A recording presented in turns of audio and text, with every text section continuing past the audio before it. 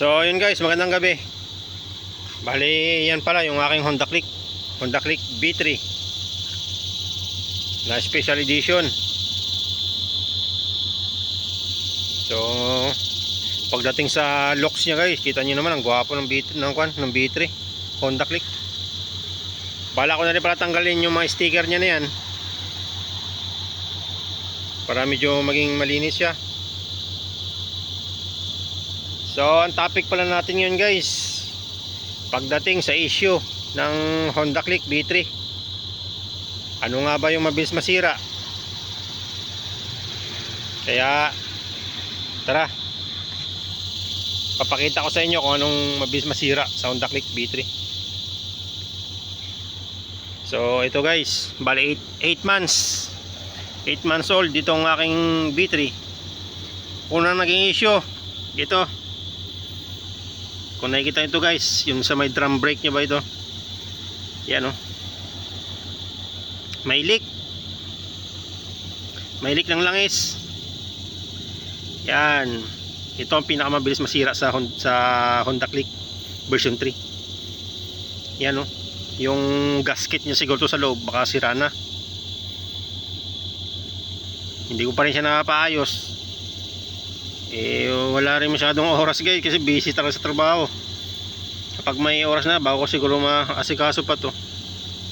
So yan, unang sira, mabilis masira sa Honda Click, yung dito nya sa may brake arm. Pangalawa, yung aking manibela.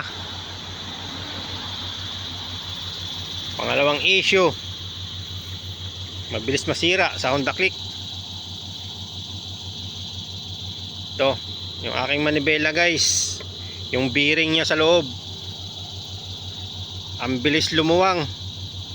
Akala ko anong una, basag ang bearing. Hindi naman ako nalulubak guys ng malalim, yung lubak na may babaw lang. Tapos hindi naman ako waswasan ng patakbo. 8 months old siya bago ko siya naramdaman na yun, yung tipong overtake ka sa harapan mong motor. Ako overtake mo guys, bigla ang kakabig. Napakalakas pa naman ang kabig nya, kaya delikado. Tapos 3 days ko pa siya bago napunta ng kasa. Kala ko basag ang bearing. Pag sabi ko dun sa mekaniko ng kasa, sabi niya hindi rin daw, baka lumuwag. Yun, nung binuksan niya guys, may video ako dyan sa loob o sa YouTube ko guys, YouTube channel ko. May in-upload ako doon na video kung anong inayos na doon ng mekaniko ng kasa. Bali nung naayos na guys, nawala yung kabig niya. 3 days wala na siyang kabig. Ang problema doon na naman sa bearing na ulit. Baka basag ng bearing niya guys kasi napakatagtag. Ang tagtag niya na, lalo na kung arangkada ka, tapos tada ka sa medyo malubak, medyo rough road. Napakaingay ng manibela niya, yung tipong ramdam mo naman na may basag na bearing. Kaya yun, ini-schedule ulit siya kung kailan ko ibabalik ng kasa para ipa-check ulit doon kung basag nga ba ang bearing o lumuwag na naman. Yun guys, pangalawang issue ng Click, mabilis masira. Hindi ko lang niya lahat, baka na-timing lang siguro sa akin, pero sa observe ako yun talaga mabilis masira. Pagdating naman sa shock sa harap, okay, magandang laro niya guys, napakasulit. Lalo na shock din sa likod. Pagdating naman sa panggilid, marami na ako natanungan na naka Honda Click, normal na lang daw talaga yung ingay ng panggilid niya nito. Kala ko dati kung talaga sira, pero parang yun daw ang signature ng Click yung maingay ang panggilid.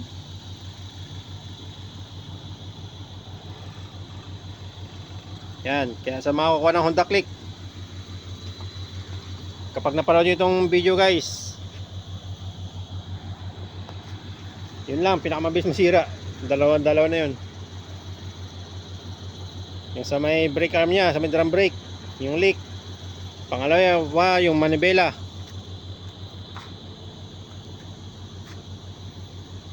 Tapos pagdating naman sa factory, nirelease nila yung tapalodo, tabingi, wala sa align. Kita mo naman guys, napakalayo niyan, wala sa align. Sa bagay, sabi nila madali lang itong i-align. Tanggalin lang daw to yung pinaka ilaw nya, ito, para nalagyan mo lang siya ng washer para medyo pumaling ulit siya, pumantay. Yan, madali lang to. Tapos ito guys, kita nyo naman yung space na yan, kitang kita ng ilalim nya guys, oh.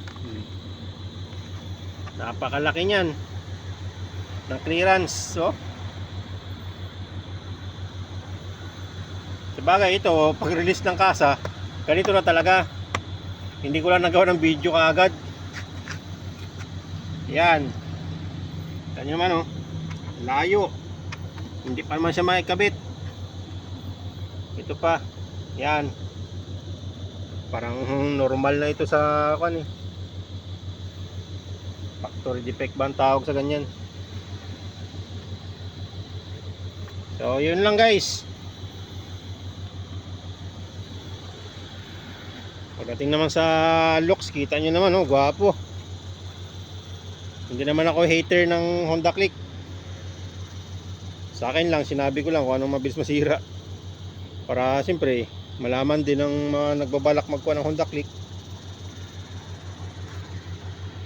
Sa takbo naman, smooth naman to siya, napakaganda patakbuhin. Odometer nya is 8,121 pa lang guys, oh, hindi pa nga tinakbo. Gasolina ko 2 bar na lang.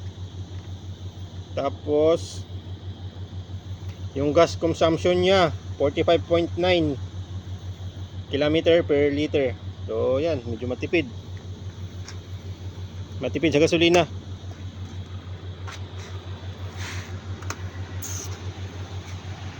Sa iba may nakikita ko na minsan inabot 50, 49, mga ganon. Sa akin yun lang, 45 lang guys.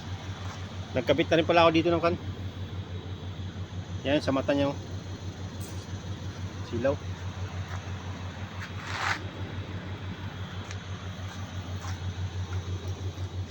So yun lang guys, ang ganda ng video, ang content natin ngayong gabi. So peace out, ride safe.